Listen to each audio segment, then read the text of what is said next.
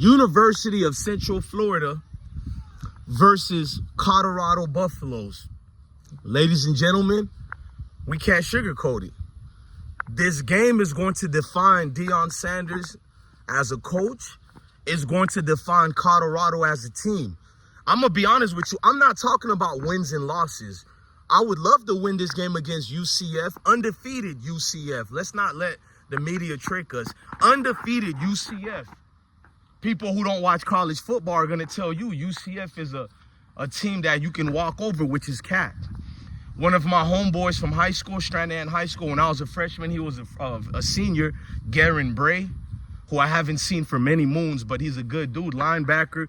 He played at UCF back in 2002 or 2001. See, that's when you can somewhat criticize UCF a little bit, but I got news for you. Even in 2001, UCF was a problem who could beat your top Power 5 teams and Power 6 teams. Over the last 20-something years, they've become a dominant team that can win pretty much any game if they choose. If they do things the right way, University of Central Florida could beat any team they want to, bro, that they please with.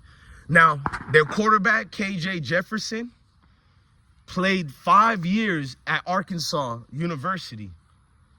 He's an old dude, I give it for college football-wise, but in today's college football world, you're allowed to be 30 years old and still playing against young men. But KJ Jefferson is 6'3", 247 pounds. This is his 6th year of college football. He's known as a grad student player, whatever you want to call it. Just more reasons to play more, but it is what it is. I mean, the game of football is a beautiful game. I don't blame these dudes for not wanting to leave. You know, it's understandable. Then they got R.J. Harvey, 5'9" running back, originally from Orlando, who he's a Dylan Edwards with more toughness. I'm not trying to throw shots at Dylan Edwards. You know I give him praise. I just dropped the video. I don't know which one's dropping first. I just talked about Dylan Edwards to protect him because what's going on with him in Kansas State is embarrassing. He has 7 touchdowns, but nobody knows about it because the coach doesn't like Dylan Edwards. But that's another video. Go check it out. Then they got Kobe Hudson. You know you good when they call you Kobe. When your parents name you Kobe, you are a good player. Kobe Hudson from Georgia. You feel me? This great state of Georgia. We just had a hurricane. That's why you guys didn't see me uploading anything football related for 4 days. You got to take care of your family first. Be prepared. Kobe Hudson, monster on the field. He can track the ball no matter who's covering him. The reason why I'm telling our supporters this, a lot of people only highlight Colorado football and they make you believe that Colorado football should beat everybody. If we're using that logic and those metrics, every team should beat everybody. But realistically, you have to talk about the pros and cons. Now, for Colorado football, we're going up against a beefy offensive lineman team. UCF has great offensive linemen for the last 3 years, besides last year. They only won 6 games last year and lost 7, but this is their first year in the Big 12. This is their second year, I mean. Last year was their first year in the Big 12, and they got overwhelmed by, I'm not going to say superior talent, but, yeah, man, we can say that. Better talent wins all the time, y'all. We can't lie. But better coaching can trump any talent. I really believe Pat Schumer with that offense has improved. Since the games we got exploited at North Dakota and Nebraska, we've been a far better team to go up against. Now, here's the great things about a Colorado, since I talked about UCF. Colorado has a dog and a wide receiver and cornerback by the name of Travis Hunter, who doesn't have to have 200 yards receiving or 10 tackles with 2 interceptions. All he tries to do is the game-changing plays, as we got to see, case in point, the overtime victory that we had against Baylor University. UCF has to understand we got Shador. He doesn't get rattled in the pocket. I've never seen a quarterback like that. Win or lose, Shador only gets mad at the loss. He doesn't complain about the offensive line isn't blocking. He's like, people trying to make him look evil, like he's against his guys. But he talked about a misassignment on one receiver, and now everybody act like he threw his guys under the bus. Meanwhile, when his mentor Tom Brady says the same thing, they call it passionate. When I've seen Dan Marino do far worse to wide receivers in all my time being in South Florida. And Dan Marino's a great quarterback who I worked for when he had Dan Marino's Town Tavern in Los Olas, Florida, Fort Lauderdale, Florida, that is. Shout out to my hero, Dan Marino. But speaking of Dan Marino was the last quarterback I seen stick in the pocket like that. Well, kind of Tom Brady. I'm going to give props. I can't hate. Tom Brady is the last quarterback I see that doesn't get rattled. Why do you think Shedeur is being seen as the #1 quarterback who gets drafted? He doesn't rattle, ladies and gentlemen. No matter how much you hate Shedeur, UCF is going to have a problem with that. UCF have nothing but Florida talent down there. When you have Florida talent, you're in great position to beat any team. Let's just be honest. That's like a football team with all California talent. You're in great position to beat any team. Another team like case in point, look at Texas University. When you have a team that got nothing but Texas studs, you're primed to win big. When you have a team full of all Georgia players, woo, look at them Bulldogs. You're primed to win big. When you got a team full of them Bama boys, you feel me? The Mississippi boys. We know those teams who, if they can have a team full of players who come from that certain particular state, you're in a good position to play good football. Not going to beat around the bush. An undefeated UCF is a hungry UCF.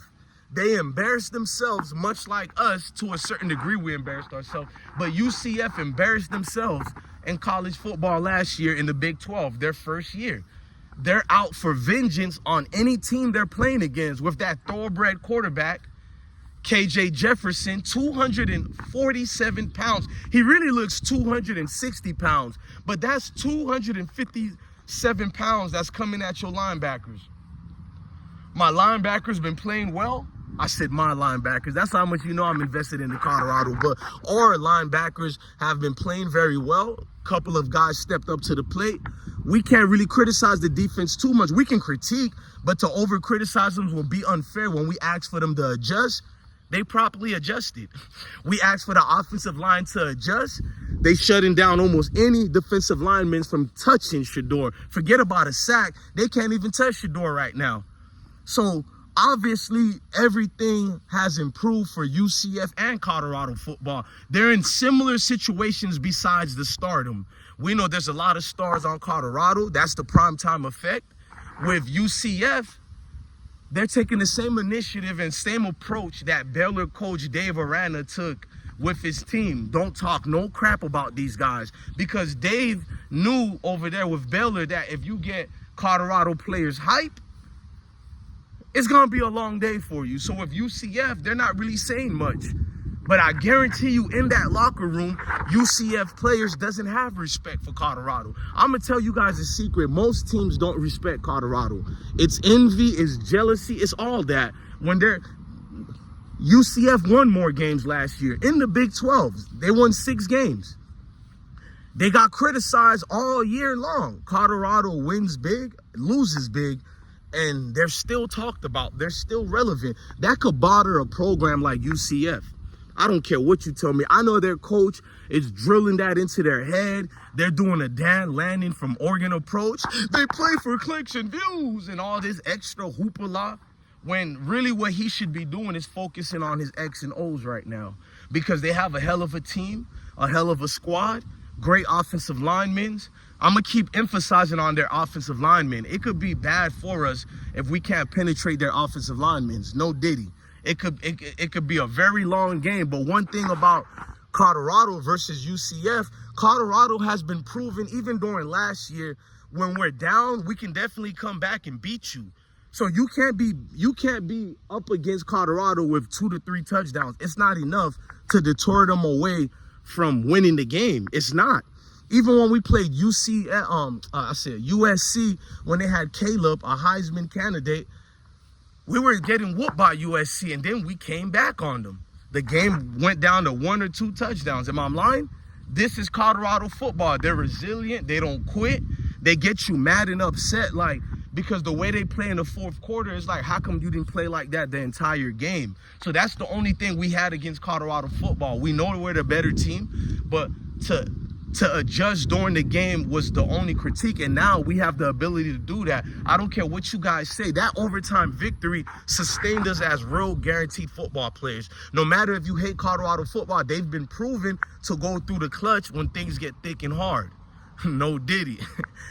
I sound like I'm doing a baby oil commercial.